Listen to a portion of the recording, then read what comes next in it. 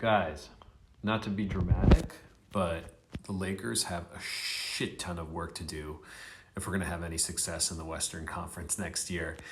If there's one thing that the 2025 Western Conference playoffs has shown us, or just the playoffs in general, but I'm going to focus on the Western Conference because that's where the Lakers play, it's that the Lakers are way behind in the West when it comes to the top tier talent.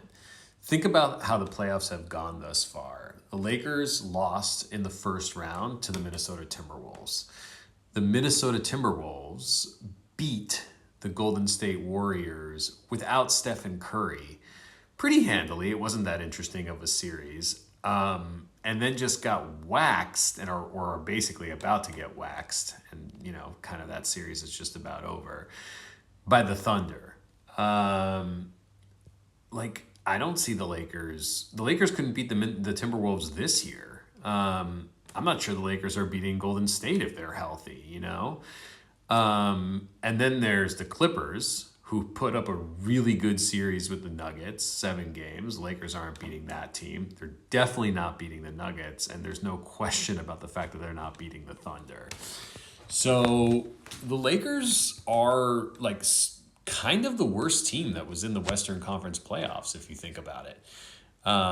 Maybe, they beat Golden State, but honestly, that's a pretty big if.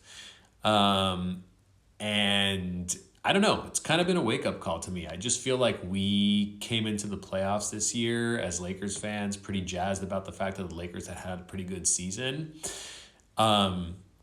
And don't get me wrong, I'm not mad at the fact that we had a pretty good year. I mean, Redick was a good coach, and we got Luka and all this kind of stuff. But a lot of things have kind of come into, the sort of playoffs has kind of shown me that there's a big talent gap between the Lakers and the kind of upper level of the Western Conference. And we have a lot of work to do, man.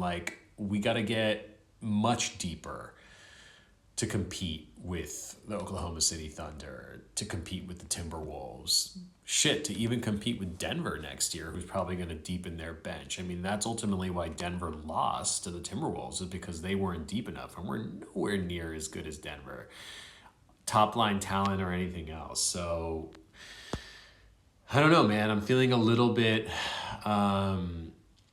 not as secure as I would like to be about the Lakers going into next season. I think the offseason moves are going to make a big difference.